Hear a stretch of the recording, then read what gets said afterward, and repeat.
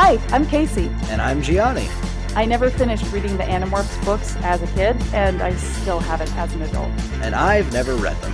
We can't tell you where we live. But we can tell you that we want to revisit these books as adults and dive into what we would keep or change if we were to put it on TV.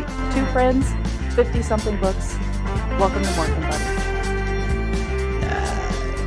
Sure. I mean, you can cream me anytime. Yeah, I love getting creamed, cream pied, cream... Yeah, they call me Big Cream in these streets. I don't know if you've heard that. Because when I lived in Fidei, and they would, you know, there's like a...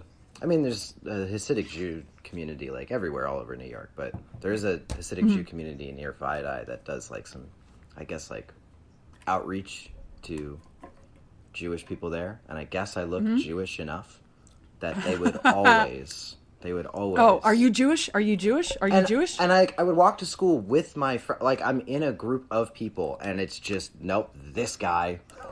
Gotta Definitely be Jewish. And you know what? The amount of times that I would just pretend to be Jewish so that I didn't make them upset by walking away, it wasn't zero. I'll tell you that. You know, if you tell them no, they immediately leave you alone. I'm sure they would. Away. I'm sure they would, but I felt bad. Well, feel bad no more, Gianni, because for Christmas I'm making you Jewish. No more Christmas for you. Oh. No more Christmas for you. Oh, that's okay. Sure. Yeah. Wow, what a treat. Hey everyone, welcome to the next episode of morphinbuddies with me, your host, Cassie Sosnowski, and the newly converted Jewish Gianni DeMaia. What's a Jewish last name that we can give you now? Oh, God, we don't want to step into that anti-Semitic territory. Feldstein. I was going to say maybe. Goldsmith. I was like, oh no. There you go. That's close. Yeah. Canceled. Canceled. Can't cancel us now. Yeah. At the end of the year, in the words of John Mulaney, it's like, you'll cancel Gianni DeMaia? I'll kill him. Mr. Gianni DeMaia, we got a cool couple emails. Cool couple emails from some friends. Cool couple emails.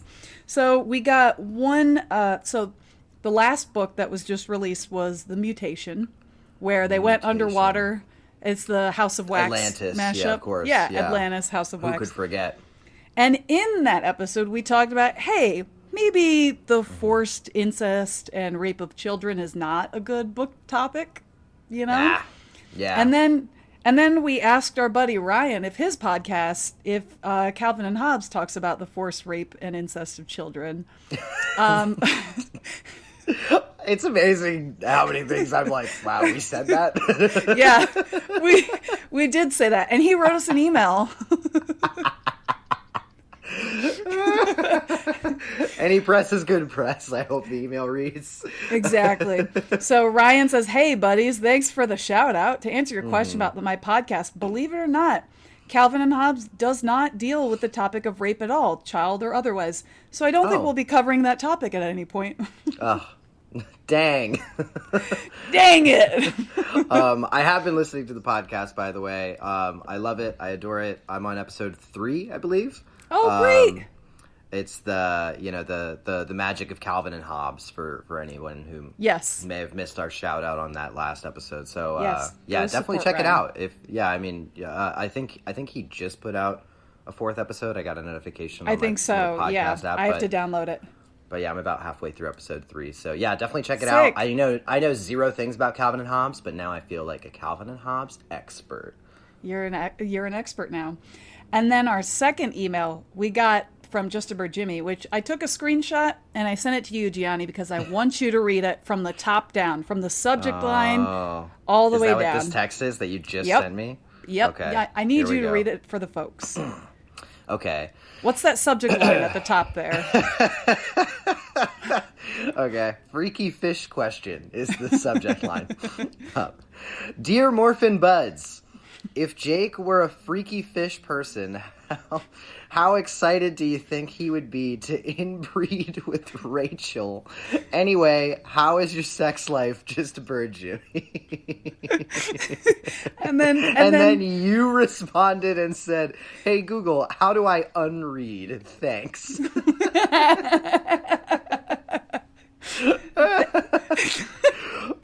Thanks. Couldn't have said it better myself. Really? However, in the interest of being a open and honest person, open and honest public figure on this podcast, yes, public figure very public. to an audience of very like figure. 2 people.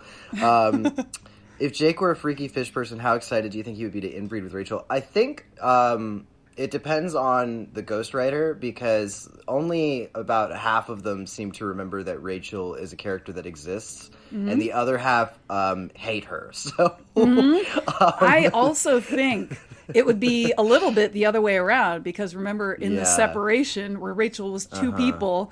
Yeah, and she was like, "Oh, he's hot." By she's the like way, but weirdly, he's my cousin. yeah, ew. That's somewhere living in Rachel. It's canon. Yeah. It's canon. That's floating in there. That's in there. Unfortunately. So I think Rachel would be more excited. Yeah, Jake probably wouldn't really care, but Rachel might be, unfortunately, a little excited. God, the character assassination that has happened to her over the past couple of books has been really bad. She would be starfishing in a different way. Yeah, and then to answer the question, how's my sex life? It's not 0. But it's not great. Yeah, mine is 0. I do the best I can. There we go. Thanks. I don't think I need to know that information from you, Just a Bird Jimmy, so I won't ask. But I hope you're doing great. I want to know. Oh, Gianni wants to know. I would like to know. You could send it to morphinbuddies@gmail.com. And yeah, we don't have to read it out loud, but yes, I do want to know. Hey, Just Bird Jimmy, how's your sex life? How is your sex life? How is your sex life? So, let me know. Gianni, talking about sex life, what book are we talking about today? Oh, The Hidden? The Hidden. Which is your both of our sex lives. Got him. Good segue. They like that. They like that. I did like it. How did you feel about The Hidden? I'm fine. I mean, like, you know, we're in the slog of it. My expectations aren't that high going in, especially finding out when we recorded the last episode that this was going to be a Helmicron focus book. I was like, oh no. Turned out that it seems like the ghostwriters also don't give a fuck about the Helmicrons, or deliberately were like, we can't talk about these things anymore. People hated them. Yeah. Because really all they are is just like a backdrop for them to use technology that the Helmicrons are established to have created. But really, it was kind of the same plot as Megamorphs 1, which was kind of weird. Yeah, it kind of was a little bit. Kind of almost has the same exact climax as well, which was kind of strange. But basically, it's just like, they have unlocked technology that they're going to be able to sense when you morph, and then they're going to hunt down the Animorphs that way, and they're also trying to get the blue box thing, and that's kind of the plot. But then that kind of isn't the plot. That's kind of like the B plot. Yeah. Because really the A plot is, oh no, we've given a buffalo sentience. Which I and the ability to morph. Oh my god. And I was like, oh no. and kind of the whole plot of the book was really just like, oh man, we're gonna have to put this thing down. Yeah. That's kind of what the book is. Yeah. I think that, I mean, in terms of like prose for the book, I would say that I like that it has a sense of like thematic severity to it. I think that it's kind of rehashing familiar territory with Cassie and her sort of moralism and her spectrum of views as they are sort of diametrically opposed to maybe other people on the team, someone like Rachel or even someone like Marco, who's a bit more flippant.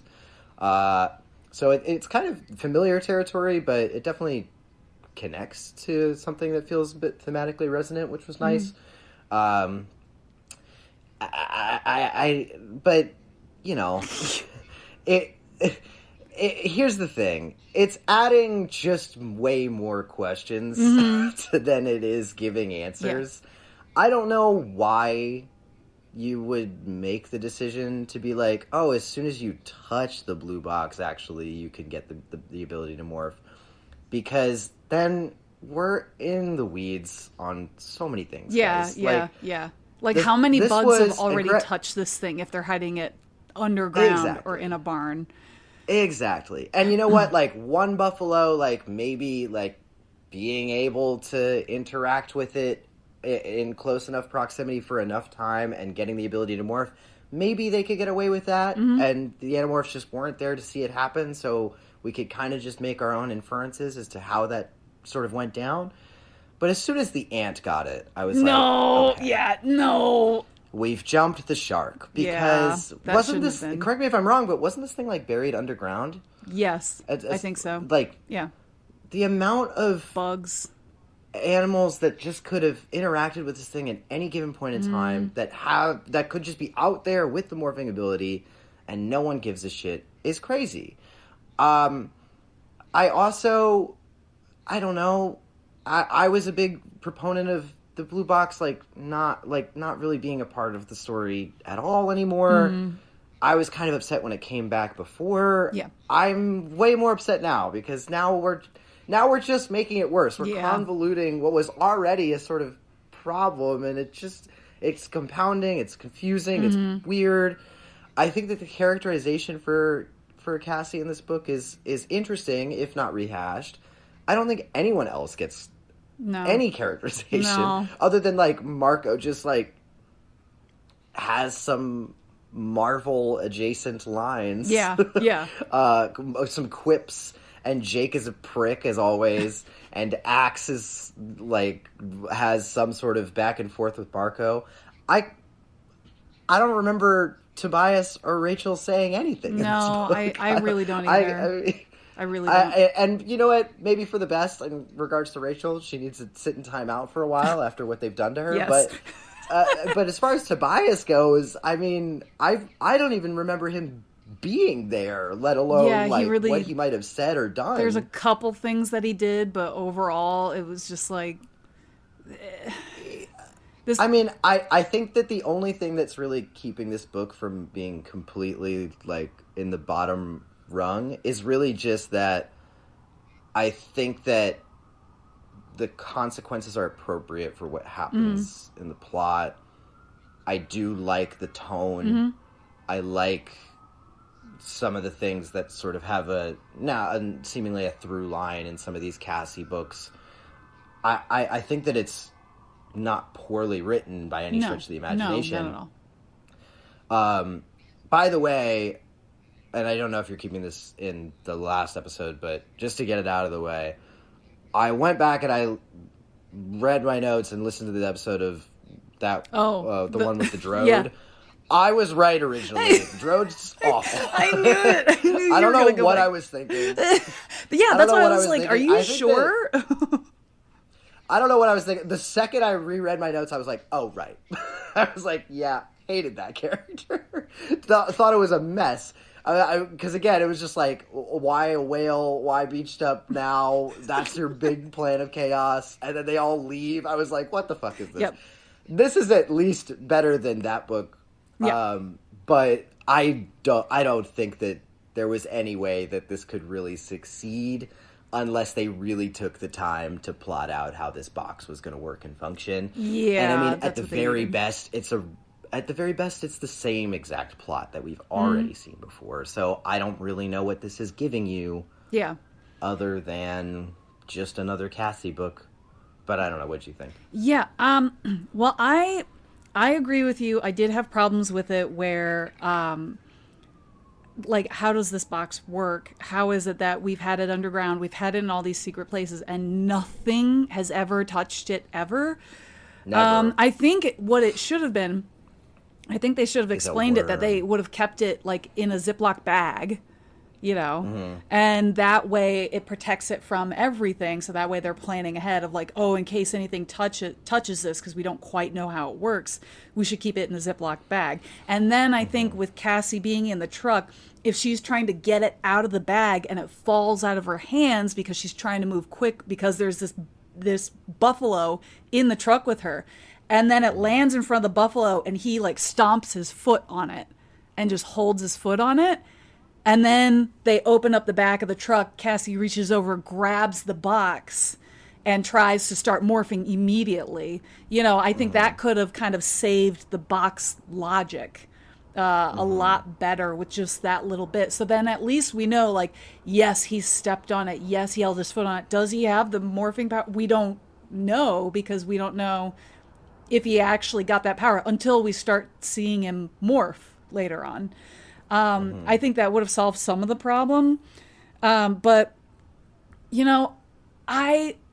otherwise, I kind of enjoyed a lot of the way this book was written, a lot of the description of, like, the really horrific, messed up morphs that... The buffalo becoming Chapman was fucked. Great. Yeah, and then the ant Cassie. Or the other way around. But yeah, it was like, it was awful. Yeah, it was really... In a good way. It was, like, grotesque. In a really interesting way, because we haven't, with these books, they're like violent or kind of violent or have insinuations of violence, but we've had a little bit of grotesque, but we've never really had it to a point of, like, this is an animal that doesn't know what's happening to him and it's freaking out, and it's this horrific, like, half human, half buffalo, and it doesn't know what to do. I think that is absolutely terrifying, and I loved reading those bits because I was like, oh, it's so fucked up, so I thought that was really fun, and a little bit of, like, a fresh air breathe into where we're at in the slog of the books.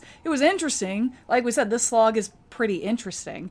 But yeah, with the logic, with the characterization of our gang besides Cassie, and maybe even besides Axe had a couple lines in there that kind of made me laugh. But yeah, this could have been just a solo Cassie book, and it wouldn't really have made that much of a difference. But I did enjoy reading it. I do think it's one of the better in the slog that we've been reading. If it's just not for...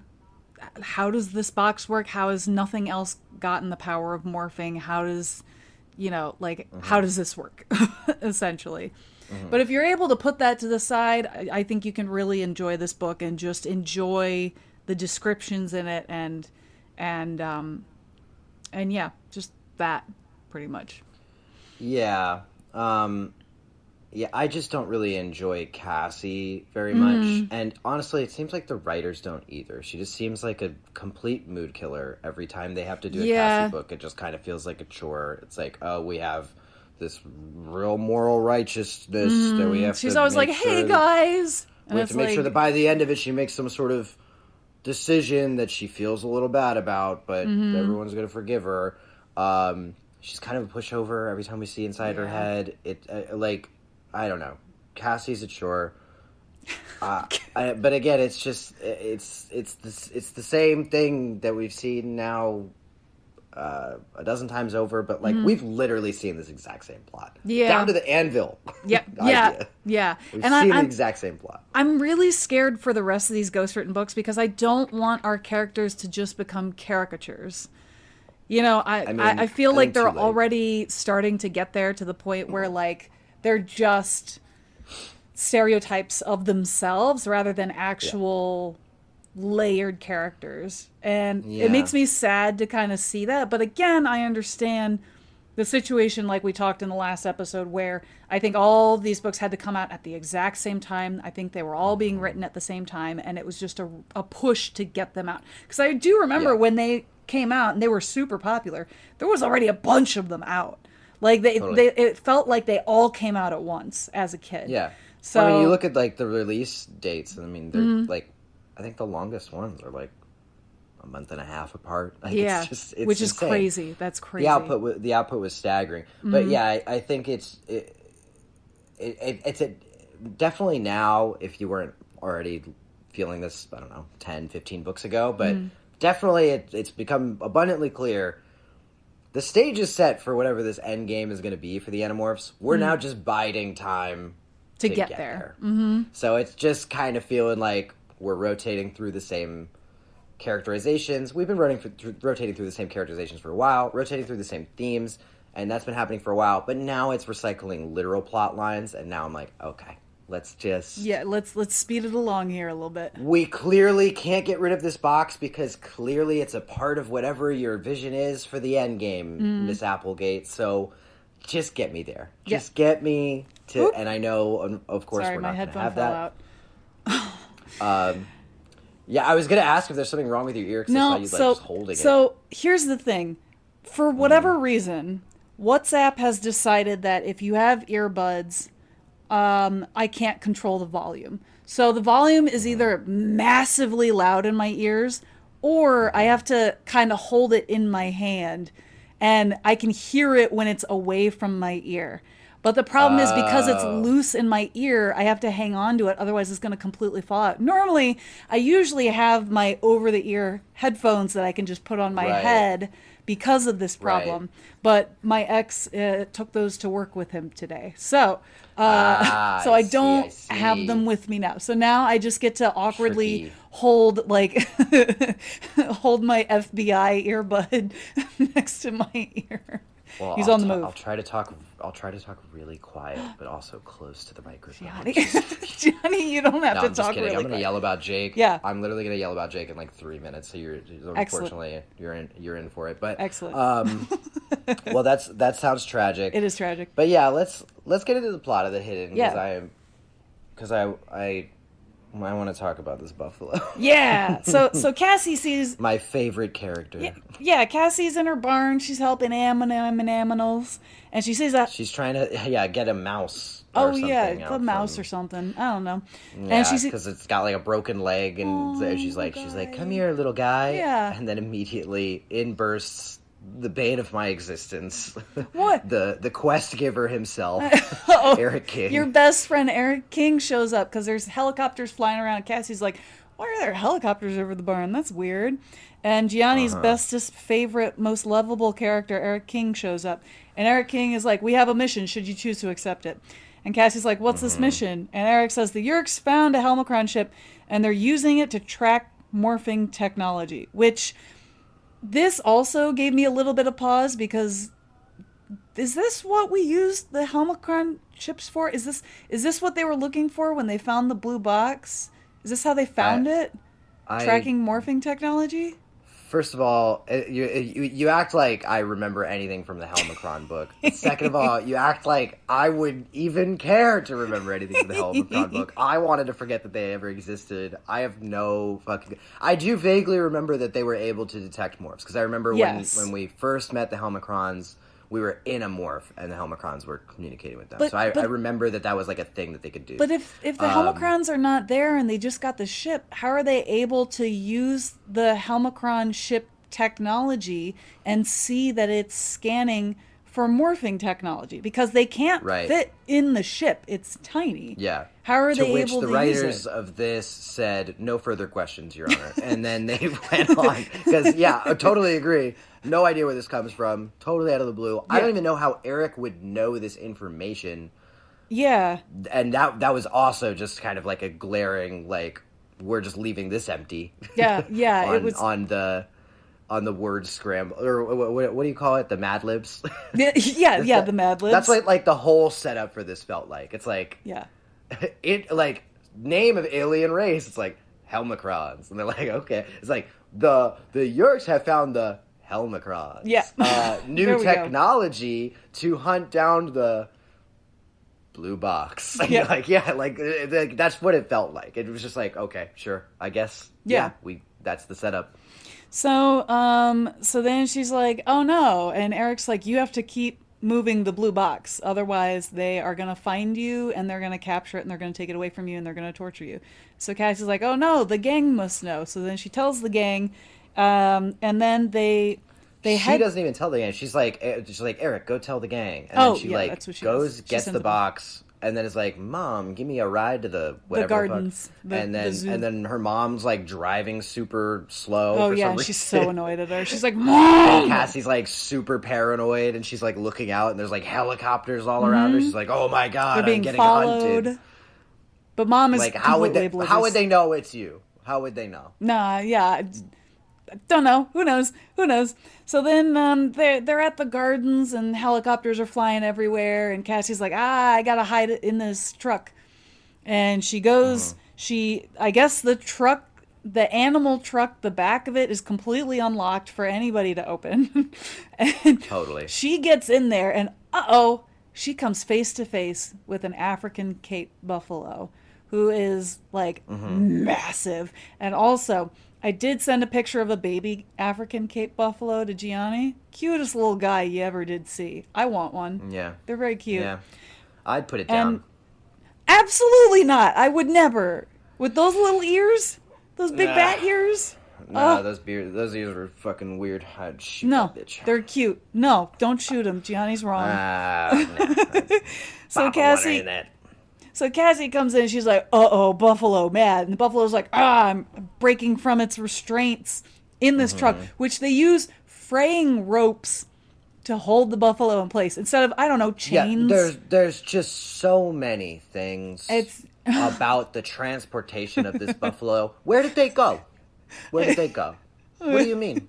Like what? Where were they taking it? Oh, hold on 1 second. Gotta run inside and grab my passport real quick. I'm gonna park just leave it unlocked for anybody. For anybody in the public to just tie it open up with a couple of ropes. Yeah. Like, give me a break.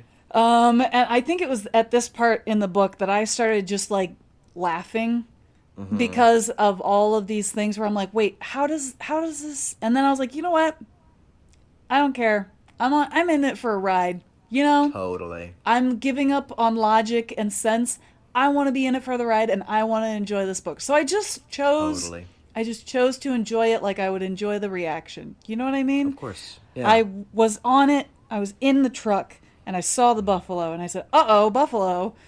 And so Cassie decides she's going to put out her hand and touch this buffalo and acquire it just to calm him down. Try to make him docile for a moment. Yeah. Docile's the word, right? Yes. Try to make him docile for a moment. Yeah. To chill him out a little bit. She acquires the buffalo, and then she gets distracted by her other friends showing up. They're all in seagull morphs or whatever. And she's like, thanks for coming in, guys. But then they're like talking about what they're going to do about moving the box around. And then a helicopter comes in. And I guess this helicopter somehow, some way, has now the Helmicron technology or whatever the fuck. Yep. So the helicopter is now coming after them. They're running around. They're scattering around to try to get up. And I'm ignoring what you just said. They're scattering around to try to get up all out of the way. Oh my gosh. Now at this point, it also felt like the book at all times from this moment on was like, hey, Gianni, like me specific, like it's signaling me out. Yeah. And they're like, we have this loaded gun pointed at your head. Yeah. and the loaded gun is filled with a bullet, and the bullet is Helmicron. It's like, hey, you want us to bring back those fuckers? Yeah. You want that? Yeah. Say something else, Gianni. Say something about Jake, and we'll fuck it. You don't want Helmicrons? We'll give you so many. You're gonna eat your pig slop and enjoy it. It was a constant threat. So I couldn't get on your level of being like, I'm just going to enjoy this like the reaction. Because the whole time I'm reading it, I'm like, they're going to fucking show up with their stupid fucking voices. Now, spoilers for the rest of the book, never happens. No, okay? they never show up. They don't give they literally only use the Helmicrons for the plot device. They never address them as a species, which is probably for the best. But because it was this loaded gun pointed at me at all times, I was like paranoid. I was like Cassie with the helicopter. I'm like, oh god, it's gonna find me. I'm like, the Helmicron is coming for me. You had to keep moving. Yeah, but so then anyway, so she like, I guess she leaves the buffalo alone. Like she acknowledges later that she had left it alone for like a second or whatever. Yeah. I guess during this period of time, we don't really know, but it is theorized by Cassie later that during this brief period in which she was fleeing, the buffalo touched the box, the cube, whatever you want to call it, and now has the ability to morph. Now, it is also there, like, subsequently theorized, and again, we don't really know, we didn't see any of this happen, that I guess the buffalo, like, when it ran into Chapman, like, shortly thereafter, immediately acquired it. Which, again, is not how acquiring works. No, it's not. Totally different. The buffalo charged past Chapman and ran through him essentially, like the matadors. You know, he ran towards him, flipped Chapman up in the air. So Chapman had to go to the hospital because clearly he's broken, and he landed on like a car. Like, At what point when Chapman tried to do the failed drive-by like 10 books ago, at what point are they going to just be like, hey, maybe it's a bad cover to get a vice principal of this random school? Probably not a good idea. Like, can we get a collegiate athlete? Like, just anybody else. Like, just someone, maybe someone with even a little more anonymity. Yeah. Someone in the military. It's like, why do we need this vice principal always at the scene of the crime? He's always there. For all of these great, like, these things that he's just so ill-equipped for. Mm-hmm. It's like, oh, there's a crazy buffalo on the loose. I know who we'll send. Like, Chapman! Our best Yerk is on it. Yeah. The vice principal. I like to imagine Chapman as like as an annoying busybody where like everything is his business. And he's like, no, I'm helping. And it's like, everyone actually hates you. Go away. And he's like, no, I'm making things better. Mm-hmm. That's how I imagine. He's the Mr. Bean of this universe. Oh my God. Yes, he absolutely is. Just always in the way. Always in the way. So Cassie gets out of there. It's implied that when when the buffalo hits Chapman, it's immediately acquired. I guess. I don't know. Somehow. So Cassie runs into the woods and she's running with this box, and Tobias catches up to her and he's watching over her, and you're right. Tobias was in this scene. He was. He showed up like just as she's running into the woods, and so she gets into a field and she's like, what is that? What am I looking at? She sees the buffalo, but the buffalo has Chapman's face on his head, which is so gnarly of an image. And it just gets worse. It gets so It's described as like unzipping the head. It's like as it becomes Chapman, and then it like can't really make sounds. It hasn't figured out what's happening to it. Yeah, it doesn't understand. This was a constant through line throughout the book, and unfortunately it was unintentionally funny every time I read it. But there's like a constant mention of the thing, like every time it's in a body that can make sounds that aren't its natural form, that it's like, it's like, that was just how I kept hearing it in my head, is that it was just like,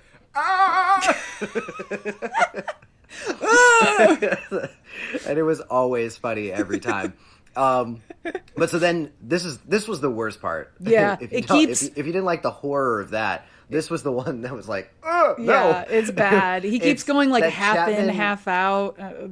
Chapman sees them and, giving into its natural buffalo instincts, gets on all fours as Chapman and starts to rush at Cassie. Also, I will say this. Didn't like it. He acquired Chapman. Was Chapman wearing morphing suit, a leotard, bike shorts? No. So Chapman, every time the buffalo morphs Chapman in this book, he was hanging brain. He's hanging brain like you would not believe. Totally. I can't wait to see a naked Tracy Letts when we make our TV show. You know what I'm saying? He's going to be naked as the day he was born, on his hands and knees. My captain, my king. Charging at children. God. Tracy Letts is too good for what we're going to relegate him to in this show. He's never going to do it. He's never going to say yes to it. But God Tracy bless Letts, him if he does. I love you. You could do no wrong. Please let us be naked. Please let us make you be naked. Please hang brain for us. The Animorphs. It will be the most prideful brain. We will be so proud of you. Yeah. Anyway. So yeah, this thing like rushes at them, and they're immediately like, "Oh God, what do we?" They're like, "We're gonna have to put this thing down." Yeah, it's like pretty much almost immediately the conversation. They're like, "Hey, we know that this can't be around, right? Yeah.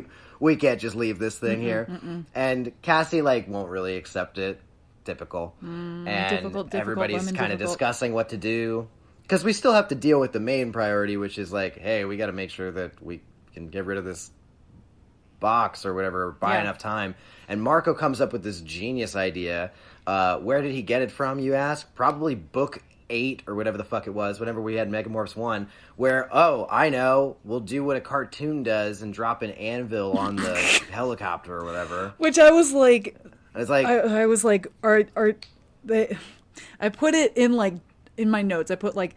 They decide to drop an anvil on the helicopter while it's over the ocean, ... Like, that's... Which is, if we recall, exactly how they defeated the, what? Anamorph-seeking alien in Megamorphs 1. That was the exact same plan. Drop a whale on it. That thing went out into the middle of the ocean. And wasn't it Cassie that did the whale? Cassie was the one that thought of the plan. Also, in this one, Jake's like, guys, we need a plan. And they're like, well, we don't know what to do. And Jake's like, guys, we need a plan. And I'm like, Jake, you're the fucking leader. Why don't you get off your fucking straight cis hetero white man ass and do something? Do something beneficial for the people around you. No offense to straight white men, but some of you are a problem. and he's the absolute fucking like the bad ones make it worse for the good ones. That's my point. I can't say he's the bane of my existence because Eric King is the bane of my existence, but Jake is just useless. Miserable. Useless. Just what are you good for? He doesn't come up with a single thing. No one's on Marco's wavelength. Marco comes up with this idea that they did already, like 20 books ago or whatever. They're all arguing about. And they're like, that's a good idea, Marco. Meanwhile, there's a human buffalo roaming around. Yeah, and so they're like, what do we do about that? Well, we gotta kill it. Yeah, they talk about this a little bit, and they say, well, if the buffalo saw you morphing, Cassie, then it's going to give you away once it starts learning how to talk. And I'm like, hang on. There's a whole thing here with, like, the buffalo learning how to speak. I get it. If you morph human, the human brain might be able to tell him how to speak, but I don't think he's still going to understand words or how to use them. I don't think there's a whole thing. I remember there was a study. Ryan, science buddy, correct me if I'm wrong, but I think there was some kind of study done where they tried to get animals to learn how to speak, like chimpanzees or something, and it's because their vocal cords are so different from humans, even though we're so closely related. It's impossible for them to learn how to actually speak and make words because of the way their anatomy is in their throat. This was something that I read like many years ago, so I could be completely wrong.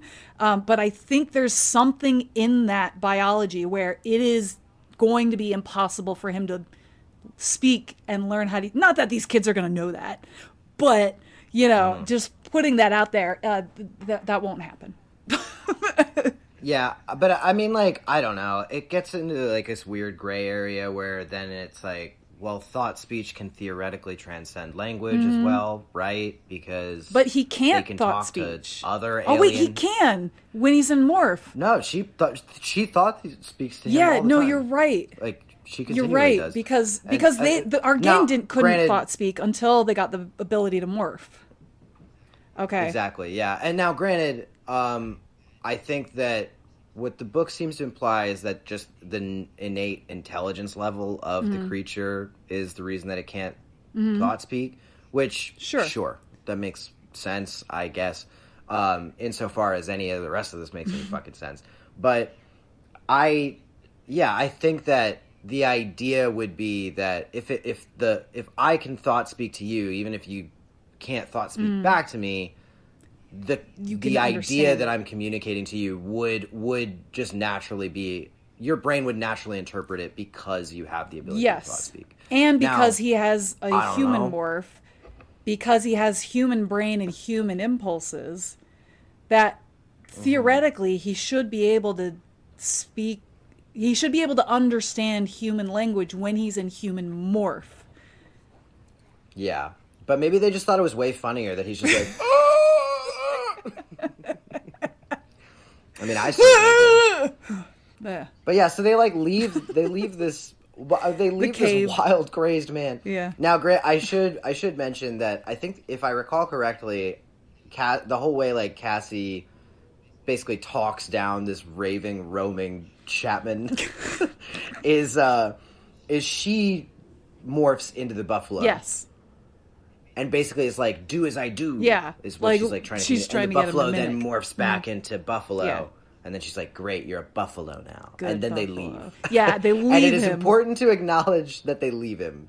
Because they immediately are like talking about the plan and what they're going to do with this whole anvil thing. And then they're like, oh yeah, you know what? We probably shouldn't leave the buffalo. Because if he's captured. Human hybrid out there. Yeah, because then they could just yerk into the buffalo and then still have the ability to morph. So we probably should do something about that. Yeah. So then they go to find him after they come up with this plan, basically doubling back, going back into... No. So they're in the cave. They're hiding in the cave, and they hear the helicopter coming in, and the Yerks are coming to attack the cave. And then the buffalo shows up to help them fight against the Yerks while they're in the cave, right? I thought they doubled back to the buffalo, because I have that the buffalo shows, like, they won't leave him alone later. But, like, at this point, I think they go back out to find it again after they left it. And then they end up running into it, and it's got all these controllers around it. Yes, and they're like, that's what my notes are. Oh, that's not good. Yeah, so then they're like, they basically are watching this happen. They're like, I don't know what we're gonna do. We're gonna have to like just kill this thing, I guess. And then Visser 3 comes and basically accuses the buffalo of being an Andalite. Hey, Andalite! It's like, reveal yourself, and he's trying to like talk to him and be like, if you let me know where the cube is, like, I will let you go. And then meanwhile, Buffalo's just like, oh! But then, they like are this is where it gets a little muddy for me, because I have, and I don't know if this is correct, but I have it written that the buffalo acquires the viscer and then starts morphing into an Andalite, and then the group leaves. And I was like, I don't remember why they leave. I think because they were starting to attack the buffalo, and they decided it was a good time for them to leave because they were getting overwhelmed. Okay. I think. Well, so, yeah, I don't remember why they leave, but I remember. So basically, the buffalo turns into the viscer, and then Viscer is like, "What's happening?" And as they're running away, Cassie it's a Spider-Man meme. Yeah. As they're running away, Cassie looks back, and the buffalo knocks out Viscer 3. Yeah. Now, I don't know how she knew which one was which, because that also doesn't make any sense. But the buffalo... I think she was watching them fight. And then when he knocked out the Viscer, I think that's when they ran. But, like... I think. At some point... If you're fighting your identical self... I mean, unless... Well, but it has no mouth, so it's not making any sound. So, there's no way... If you were fighting your identical self, you didn't have a mouth. And at a certain point, the tussle gets to a certain level of chaos. I'm not going to remember which of you is really Casey and which of you is Buffalo Casey. No. Now, granted, I don't know how this thing is able to defeat Viscer 3 in the first place, but that's less to the point, I guess, because really more to the point is just like, how does it only knock him unconscious? Why? Like, because he hits him with the flat side of the blade, because he's just throwing it, or his tail blade around, because he doesn't know what he's doing, and he knocks Viscer 3 because he's being so erratic. He hits him with the flat side and knocks him out. Yeah, he doesn't know what he's doing. Yeah. Thank you for saying that, Casey, because what are you like, what do you mean? That's what it said. That's what the book tells me. Kill this fucking thing. No. Cassie says later that the buffalo is like trying to gore her. Yeah. As it would normally, which I don't really know buffalo like that, but that doesn't sound right. Oh, no. But... hang on. I remember. The way the buffalo acquired the viscer is because the buffalo had a wound on his side, and the viscer, genius, decides to stick his finger in the wound to try to get the Andalite, or who he thinks is the Andalite, to talk. So he's trying to like hurt him, and because the viscer's fingering the buffalo, somehow the buffalo has acquired the viscer. That's how he acquires them. And I remember thinking, I don't that's remember the not whole finger right. blast thing, but yeah, sure. That's okay. Again, why not? I don't know how this works. maybe you're just projecting a little bit, you know? What do you mean? What are you talking about, Gianni? You just wanted more fingering in this book, you would say. Gianni, listen, you're the one who wants all the romance in the book, all the hard fucking and the romance. Yeah, this is the real fan fiction. The Buffalo, Andalite, and Visser 3. A romance that could never be.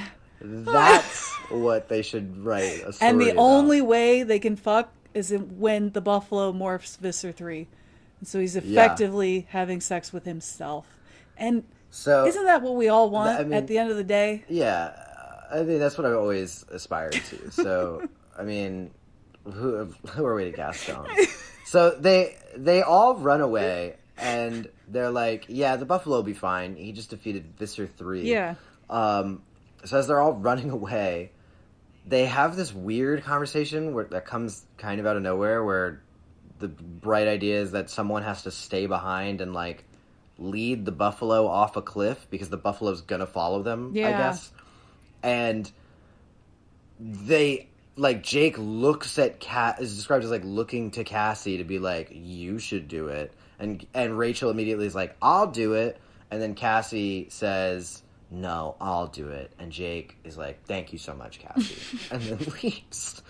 And I was like... No side conversation of like, are you sure you want to do this? I know how you care about this buffalo. And I know because me, being a person that cares about you so much, because we've made out a few times and I really, really like you. Right. I think I should check in with you emotionally because that's important because I care about you and I want to make sure you're okay to do this. And, you know, maybe volunteer myself to do this because I care about you. And I don't want you to go through that. Or we can all do this. We could all do it. We could all do it. Or whoever's good at a thing should do the thing. I don't know. Like, why? What are you saying? I don't understand. I don't understand why this has to be the plan, but I especially don't understand why this has to be some sort of learning lesson for Cassie this moment. You need to accept that you need to kill animals. What? Why? She already does that, though. She's already been doing that. Yeah, she's had a couple complaints. She's miserable about it constantly. Yeah. She's always upset about it. She is upset about it. Every time it happens. Remember when she quit? Yeah. I didn't forget. You know who did forget? The ghostwriter of this fucking book, because the last line of the whole book is like, none of us will ever quit. That's almost true. Exactly verbatim what the last line of this book is.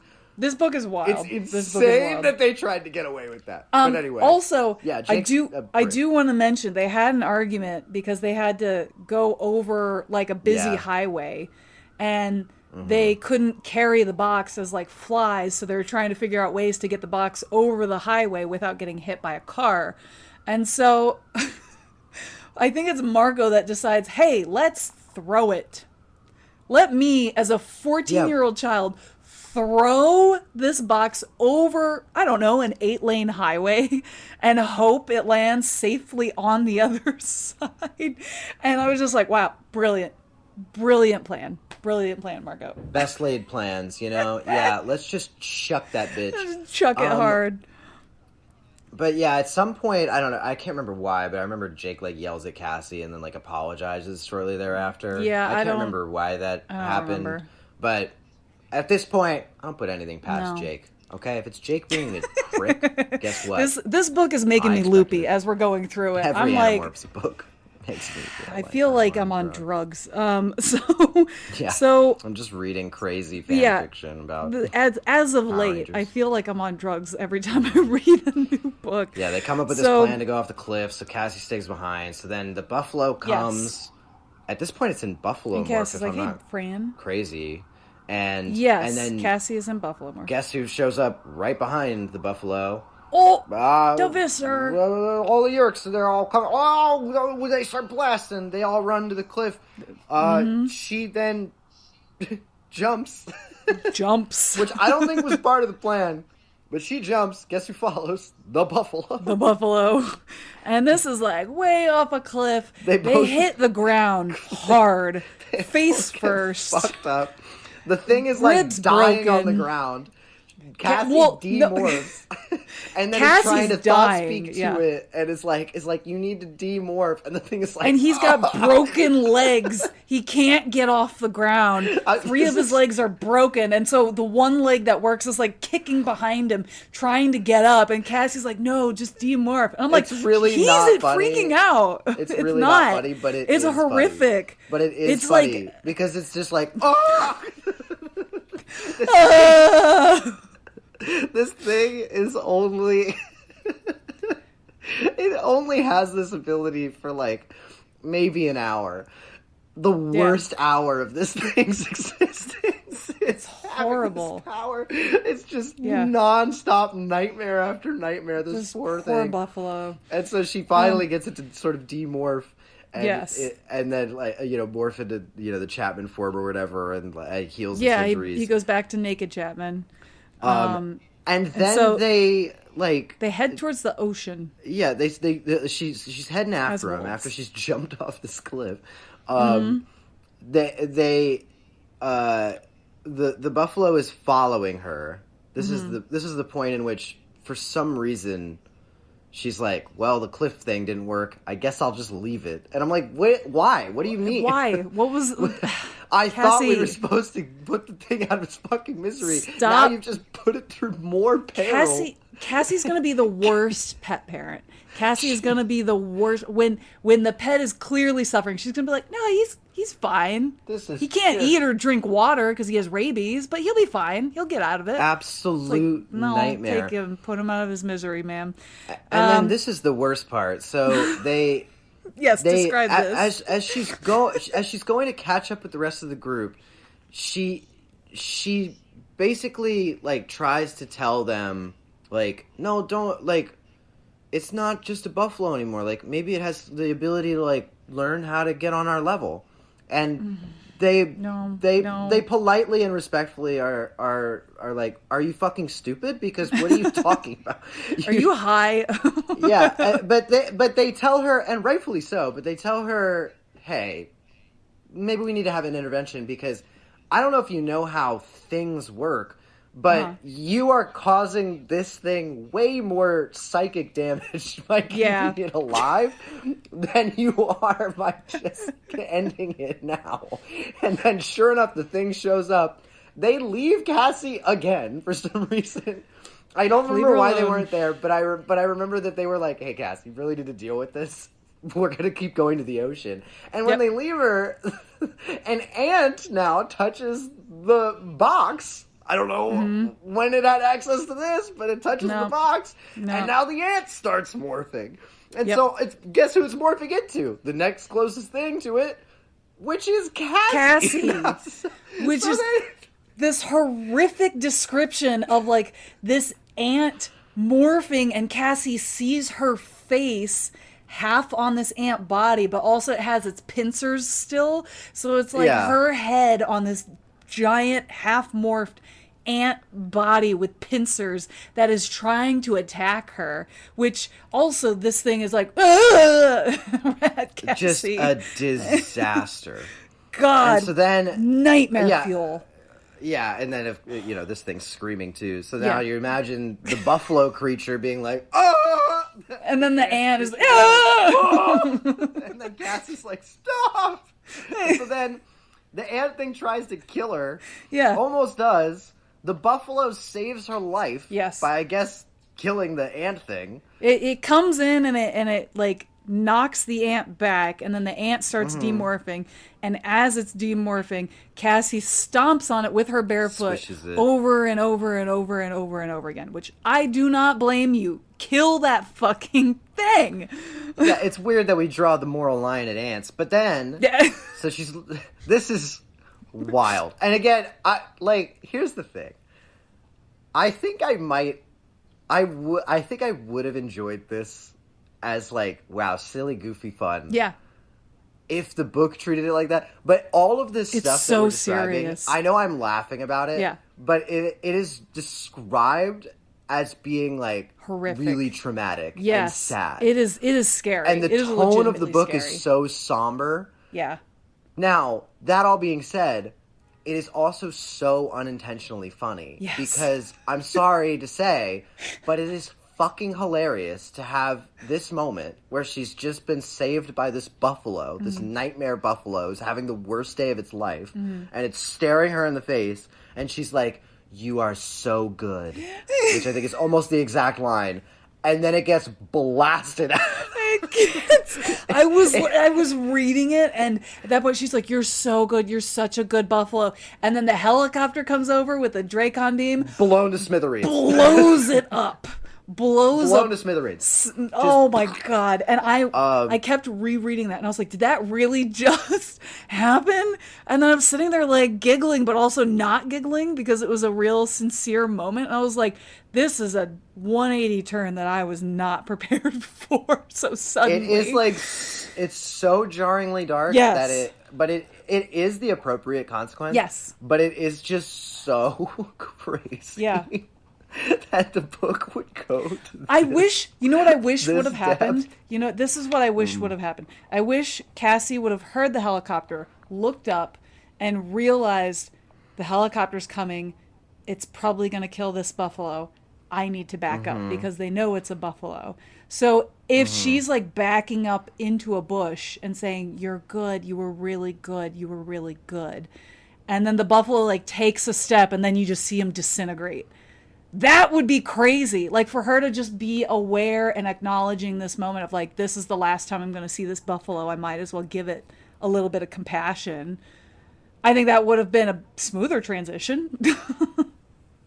I mean, listen, the result is the same. Yeah. You get an exploded buffalo either way.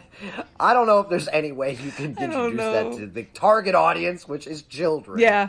And make it palatable. Especially since the buffalo was so lovable and helpless throughout this entire book. Yeah. And it was genuinely sweet and sincere. Just screaming in agony and just, the whole time. The whole time it was in torture. And it's just like, Jesus fucking Christ, that's so dark. Yeah, so then she goes to get away. The other Animorphs nowhere in sight and no help at all. No. They went to the ocean to be dolphins, so that way they can save Cassie when she drops on the helicopter, because they're meant to distract the helicopter and be like, look, here's the box, we have it in our dolphin mouths, jump in the water, jump out of the water, jump in the water, here's the blue box. That was the point of them separating. I meant more for the moment where, a buffalo gets shot right in front of Cassie's face. That's what I was referring to. Oh, yes, indeed. But indeed. Yeah, no. Like, I get I get that part of the plan. Okay. I'm more so saying, like, oh yeah, by the way, we left Cassie alone, and then there was a Dracon beam that went within inches of her face and killed a living creature right in front of her. That was the part that I was like, hey, why are the Animorphs not helping out on this one, huh? That's strange. But so she turns into a bird, so she flies out, and then, like you said, the dolphins are, like, distracting or whatever. Hello. And the helicopter's getting low to him and is trying to shoot him in the water, and they keep going in and out. And I think at one point it hits one of them or a couple of them. Yeah, Marco's like bleeding out again. Typical Marco. Shocker. This guy is bleeding again. Hey, have you ever tried making bullets miss, dude? She does her big triumphant, let me demorph from bird in the sky, morph into whale in the sky.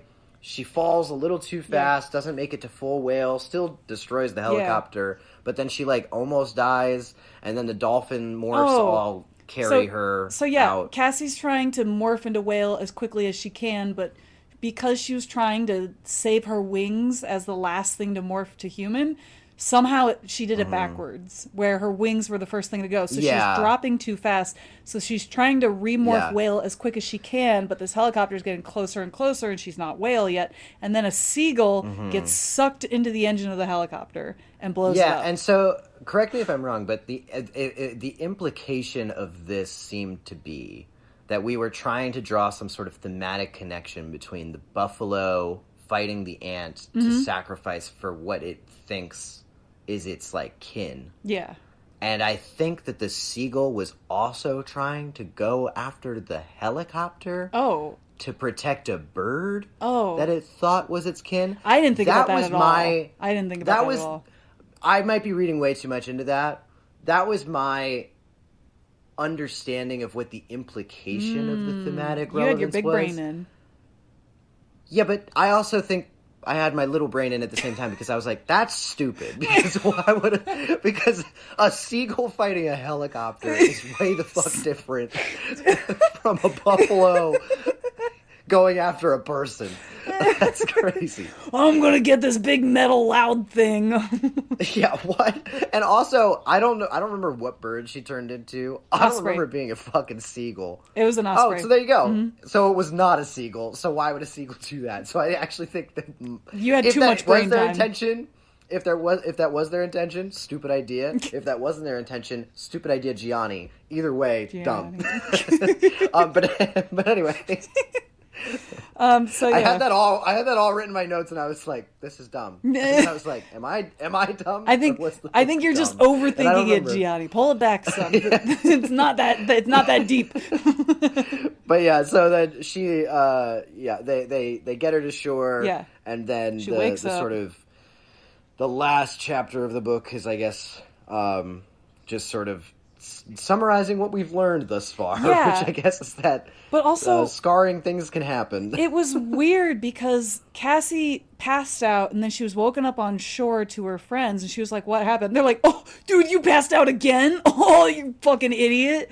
You guys see Cassie pass out again? She's so dumb. A seagull got sucked into the helicopter and then you fell, and not like you were hit by the blast wave of the helicopter exploding or anything like that, but like you almost fell to your death in the helicopter blades. But it's all really funny, right, guys? And I was like, guys, this is a little too jokey for the girl that we almost just died like 4 times. Yeah, I was like, guys, this isn't funny. Because we decided to not split the group. This is not funny. Very strange. And then I don't know, the weird bow that's tied on this book is something to the effect of but we'll never quit, will we? It's like, are you sure? Because that was a plot line a couple of books ago. Yeah, a few books ago. That's kind of what they wanted, and then that's the end of the book. So, so that's where we're at. That's how it crazy ended. Fucking book. Absolute Looney Tunes behavior, and yeah, I don't know. I can't make heads or tails of it. I think that this is one of those though. I mean, listen, I have it ranked right now, kind of in the middle in my overarching thing, because I think there are good moments here. Right? Yes, I would go as far as to say if anyone tells me that their favorite book in the series is anything in the last quarter of this list, I judge you. This one, I would also judge you, even though it's higher up than a lot of those. If this is your favorite book, I'm like, you might be a sick fuck. Agree. You might be a bit of a sick fuck, actually, and I think I am judging you. So fair. Bear that in mind. You can think whatever you'd like about The Hidden, but if this is your favorite book in the series, there's something. Are you okay? Do you see someone? Hey, bud. Hey, bud. Yeah. You all right? You ever heard of Juniper Hill Asylum, pal? Where Bellevue. I'm putting you. Bellevue. Yeah. I think there are the good things we can glean from this book. I think I like a lot of the fucked up morphs. I like the idea of an animal getting hold of the cube. I'm kind of wondering if maybe it should have been a wild animal found the cube and then Eric found it, went to go tell the gang, like, hey, this animal has the cube, and then they have to chase after the animal, and then the animal somehow starts morphing. But because we didn't see anything that it did while it had the cube, we're like, somehow, clearly, it must have acquired something, you know? Here's the thing. Because I agree with you. I think there's something interesting There's something to be mined there. out of animal getting the ability to morph. I think what I would have done, because I don't like any of this cube business, I totally respect and understand that there's some sort of vision for it. I've made my peace with that. And all of you people who have read the whole series, keep talking about there's a vision for everything, and I'm sure that you're wrong, but we'll find out when we find out. I'm not interested in this cube business. I do think, I agree with you, though, there is something interesting about an animal being morphed. What I would do is I would have the Yerks are tinkering with a technology to try to create, using, like, the Viscer's blood, right? Yeah. We're trying to, like, use his blood to reintegrate, to try to figure out how the Andalites crack this code. They don't quite get it right. And they're just using it on test animals. Yeah. Like, just test creatures. They don't know the intelligence level of, like, any of these things. Because we've already... They're just kind of, like, picking things at They've random. already had a history of doing this with the Hork-Bajir, trying to make them... what's the word? What is a frog? What is a frog? What type of animal? Amphibious. An amphibian?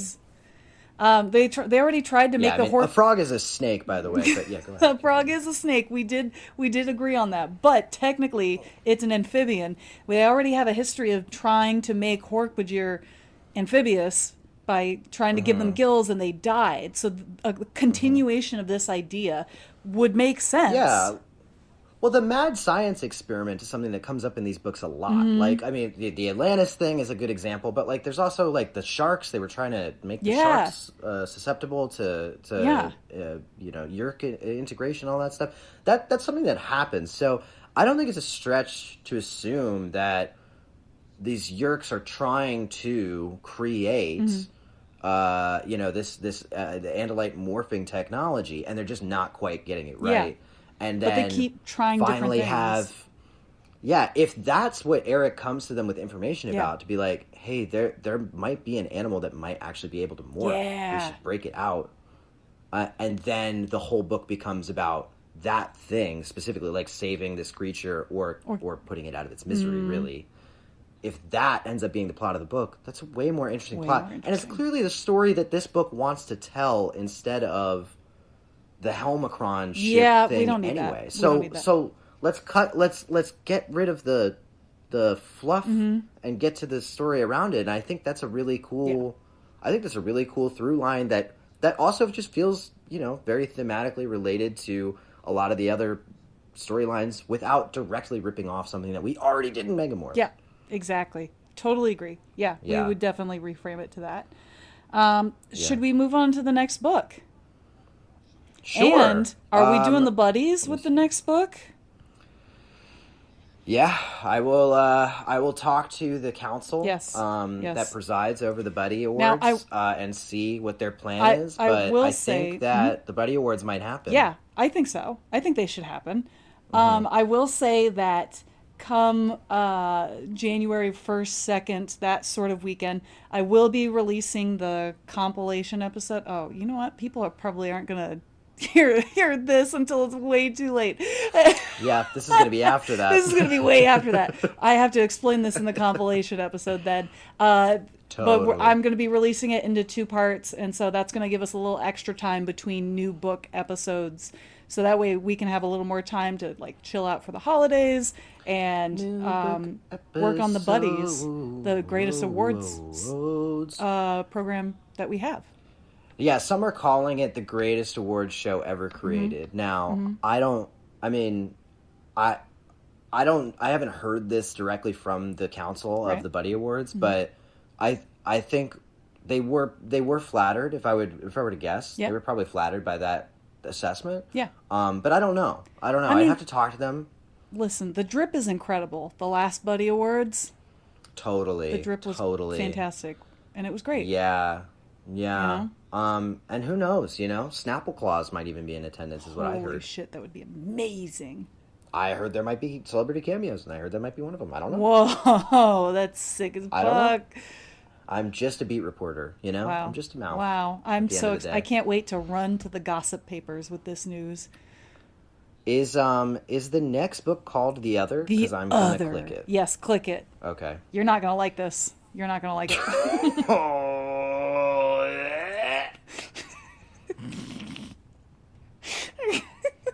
Well, Gianni, your limbs are lemon. Come on, dude.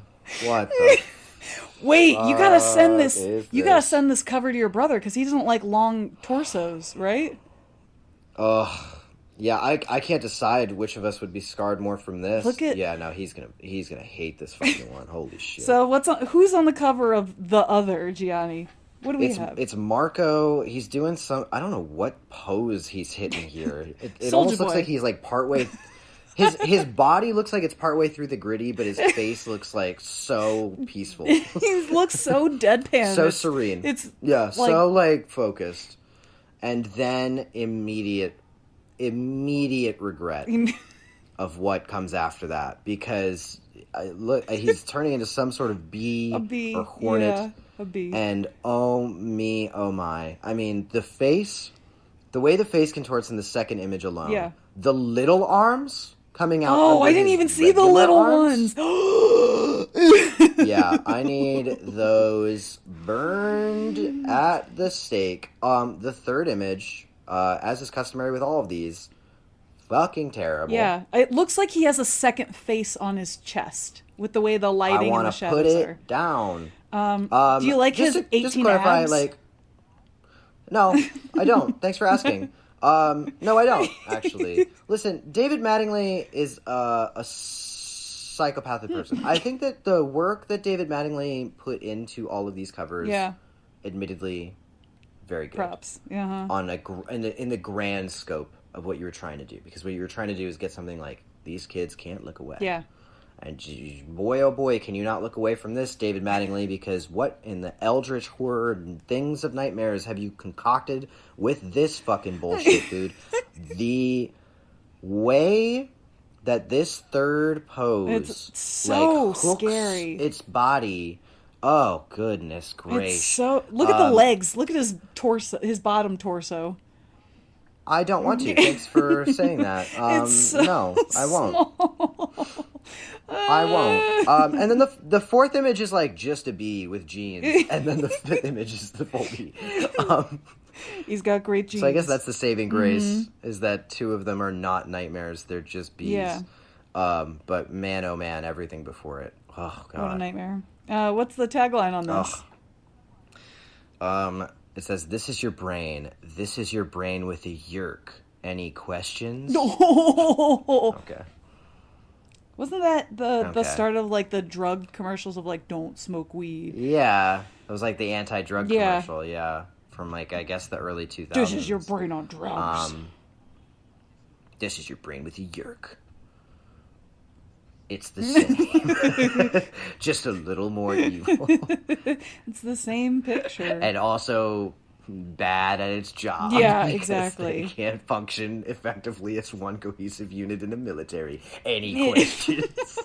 Now, I will say, looking down at these synopses, Seropedia kicking ass here with the synopses, because we've got the UK back cover, the US preview, the US back cover, and the official website synopsis. So Seropedia killing it in this synopsis entry here. Seropedia is so fucking goated. I love Seropedia so much, especially since I know that Seropedia listens to this podcast. Hi, celebrity. Do you want to be on the Buddy Awards? Oh my god. Yeah, no, finding out it was one person, crazy. Also, when I was like jokingly ribbing Seropedia for not having a full plot, so sorry. Yeah, you piece of shit. Forgive me. Jesus. I know I apologized last episode, but hey, just to reiterate again, Seropedia, don't be mad at me. I'm stupid. I need your plots to survive. That's on me, not you. But we love you, Seropedia. Seropedia. We love you. Yeah, thank you. So what do you think The Other is going to be about? Dude, probably Probably some other, a new fucking stupid alien race.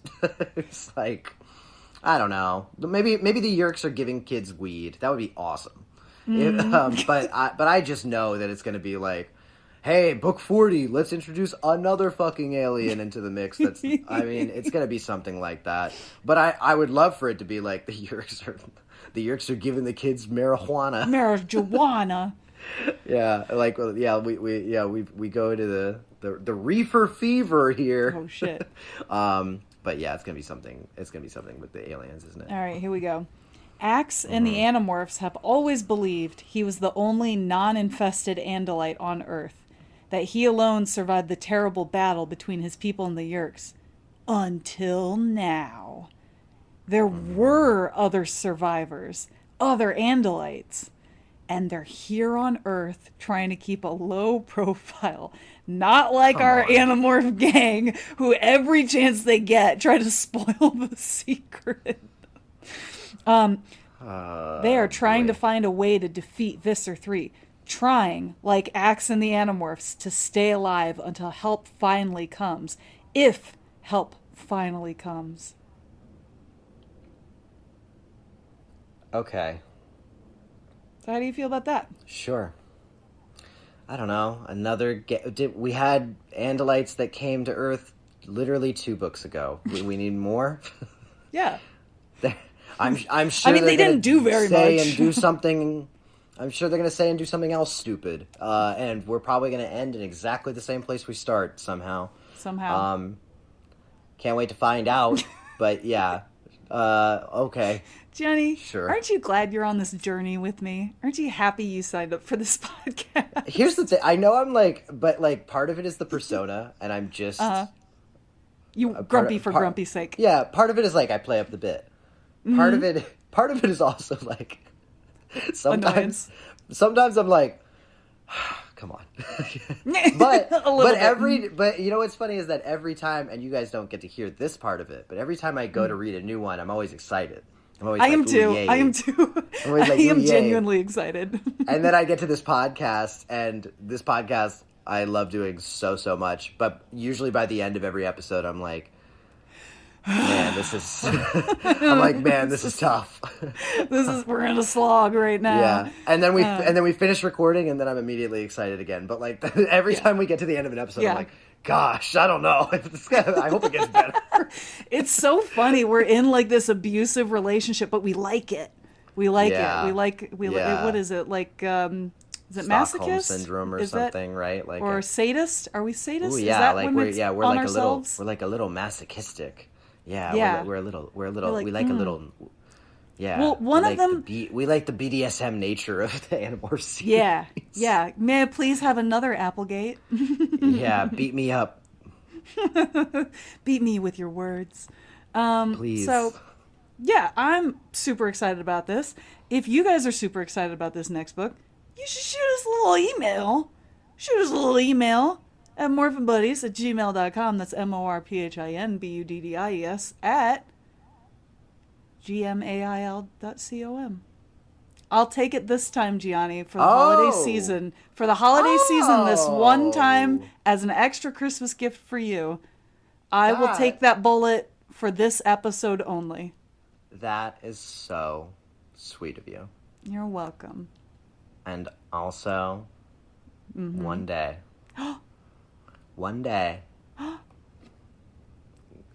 you're gonna feel just cold iron pressed to the back of your skull, and you're gonna know exactly what it is. And you know what? I'm gonna turn around and go.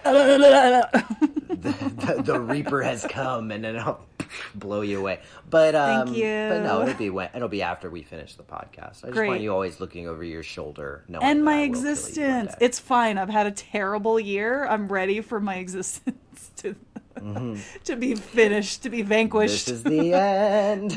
Wonderful. What a way to go out. Why'd you do it? Why'd you kill her? Officer, you don't understand. She made me spell. And she fooled me. You're free to go, sir. I didn't know it was that torturous. Understandable. She sounds like a real bitch. She probably was. She probably was a little bit. Oh, man. Oh, God. So good. So good, bestie. Yeah. So good, bestie. Thanks, bestie. So thanks, folks, for listening to this episode. And we won't other you in the next episode. The other. We'll see you there. You can join our Good gang. one. Yeah. You can join us at the campfire. Stroll on up. Nailed it. You can say hi to us. Or don't. Whatever. This book has made me go insane. I feel like I'm losing my mind. Yeah, we gotta like put you down or something. I gotta be put down, folks. All right. Bye. Bye.